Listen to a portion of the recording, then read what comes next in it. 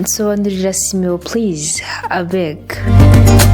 Simeo ni izina rihabwa umwana w'umuhungu rifite inkomoko mu Giheburayo, rikaba rifite ibisobanuro bivugitse mu buryo butandukanye bitewe n'agace cyangwa igihugu umuntu aherereyemo, birimo wasubijwe n'Imana, wumviswe n'Imana, uwumva cyangwa kumva no gutega amatwi. Reka tuze kandi bikaze buri wese uhisemo kubana natwe hano kuri Media Empire mu gice twari ubusobanuro bw'amazina, aho uyu munsi tugiye kwibanda cyangwa se tugiye kubasobanurira izina Simeo.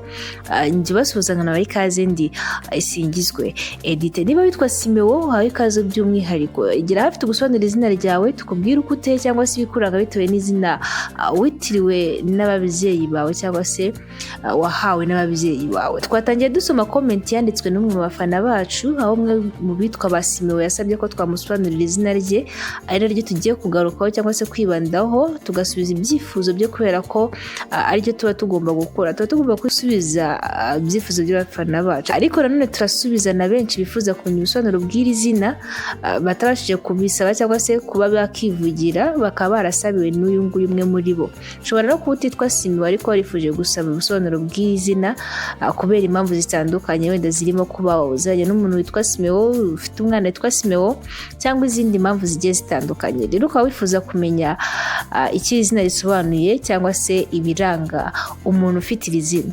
Ikaze rero nanone mu cyitwara ubusobanuro bw'amazina, aho tugiye kwibanda ku izina Simeo nk'uko twabivuze, tukaba tugiye no kugaruka nanone ku bintu biranga ba Simeo. Iri zina rero rikoreshwa mu buryo bwagutse, aho rigaragara mu isezerano rya kera n'isezerano rishya.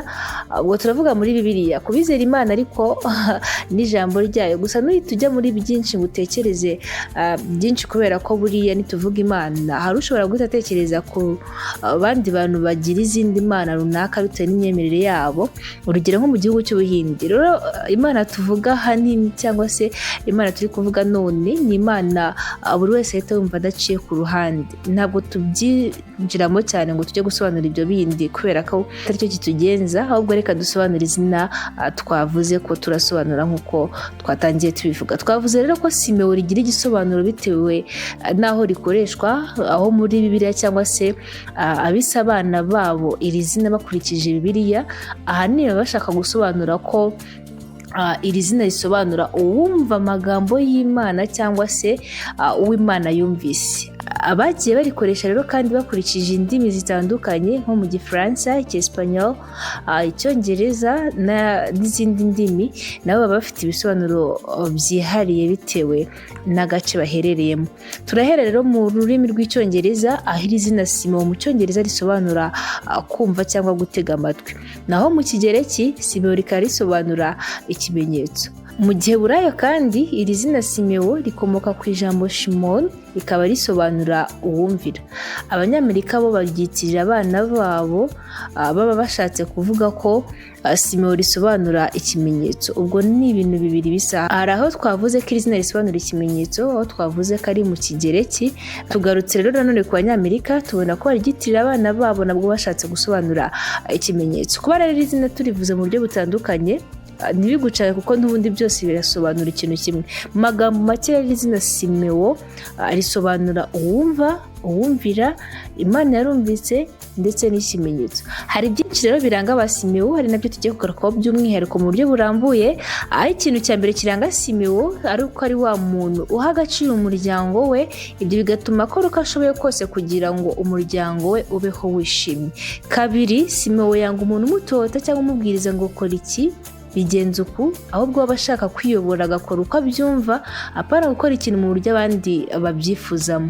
Ikintu cya gatatu mu bintu biranga ba Simeo ni uko Simeo yagize umujinya aceceka, kuko watuma akora ibintu bibi aramutse avuze. Abantu nk'abo babaho rero. Hari umuntu urakara yaba atirinze cyangwa agakontorora umujinya we, ugasanga byamukoresheje ibikorwa bidakwiye. Rero mu rwego rwo kwirinda ibyo bibazo, ni uko uwo muntu urakara muri ubwo buryo aceceka, cyangwa se akaba yahunga uwamurakaje kugira ngo adakomeza kumureba hafi, bikamutera gukomeza gukura umujinya uri muri we. Kane, Simeo ni umuntu udakunda ikigare, ariko kandi nanone udakunda ubuzima bwa wenyine. Aba ashaka kuba ari kumwe n'abandi, aho ikigare tuvuga ari cya kindi kidashobora kubaho igihe umuntu ari wenyine, ahubwo kiba hari kumwe n'abandi. Gusa nanone nyine ibi ntibivuze ko umuntu wese utaba mu buzima bwa wenyine aba agendera mu kigare, no, ahubwo biterwa n'uburyo ubanyemo n'abo bantu cyangwa se ibyo mukorana. Ubwo rero iyo werekeye aho abo bantu bakwerekeje hose atari wowe ubyihitiyemo, ahubwo ukumva ko ukora cyangwa se ukajya mu byo bagushyizemo, ibyo byose nyine ukabikora utitaye ku bibazo cyangwa se ku ngaruka biri buteze, icyo gihe tuvuga ko ugendera mu kigare. Niba abantu bemeje gukora ikintu nawe ugahita ucyemeza, niba abantu bavuze ko ikintu ari cyiza nawe ukavuga ko ari cyiza, nta gutekereza kabiri, nta kugira icyo utekerezaho kugira ngo wumve ko koko bya bintu bavuze ko ariko bigomba kugenda, icyo gihe uba ugendera mu kigare. Ibyo rero biri mu bintu biranga ba Simeo, ariko ntabwo ari ukuvuga ko mu ijambo rimwe ko agendera mu kigare, ahubwo twavuze ko ni umuntu udakunda kuba ubuzima bwa wenyine, ariko nanone kuba yaba ari kumwe n'abandi ntibitume yagendera mu kigare. Ikintu cya gatanu mu bintu biranga ba Simeo, turaganisha mu gihe cyangwa se ku bijyanye n'igihe akiri umwana. Simeo iyo akiri umwana aba agomba gutozwa kwisanzura ku bandi no gusaranganya na bagenzi be, kuko aba yikubira cyane. Gatandatu, Simeo ntakunda gukora ikintu kuko abantu bose ngo ari cyo bakoze, oya, akunda kwigenga. Rero aba ashaka ko umuntu ashobora kugisha inama cyangwa kubwira ibye mu gihe atabibwira buri wese.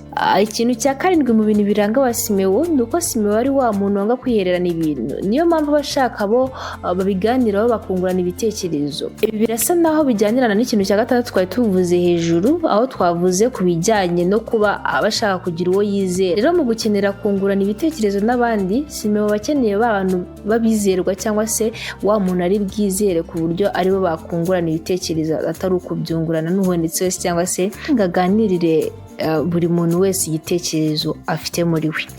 Ikintu cya munani, Simeo ni umuntu ukunda kuba ahantu heza ku buryo abantu bavuga bati dore kwa runaka, akumva hamuteye ishema. Abantu nk'abo nabo turabagira cyangwa se baba bahari ku buryo nyine abakunda ibintu bikeye, ibintu byiza, cyangwa se niba ari mu myambaro akakunda imyambaro.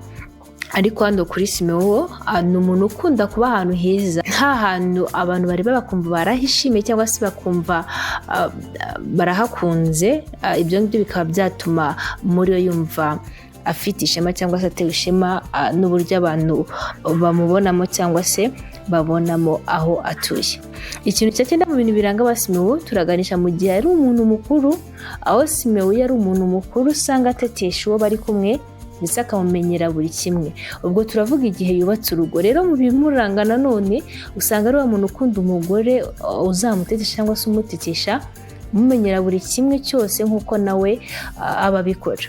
Ngayo nguko rero ibi ni ibintu 9 biranga ba Simeo. Niba witwa Simeo ukaba umaze kwiyumva kumva uko uteye, tubwire muri comment niba uyu muntu tuvuze ari wowe 100% cyangwa se tubwire ikigero biriho 100%. Niba nawe kandi wadukurikiye ariko ukaba utitwa Simeo, ushobora kuziranya n'umuntu witwa ko cyangwa se ufite umwana witwa Simeo, ukaba wifuzaga kumenya ikiri izina risobanuye, ukanamenya n'uko uwo muntu ateye, nawe wajya muri comment ukatubwira niba uko wari usanzwe uzi wa muntu bihura n'ibyo tuvuze. Ubaye ukeneye kandi ko tugusobanurira izina ryawe, watwandikira ubinyujije muri comment ukatubwira izina tuzagusobanurira kugira ngo ubutaha ari byo tuzakoraho.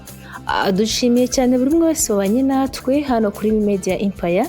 Ngiye twabanye muri iki gice twari ubusobanuro bw'amazina ndi Singizwe Edith. Nimugire ibihe byiza, tuzasubira ubutaha.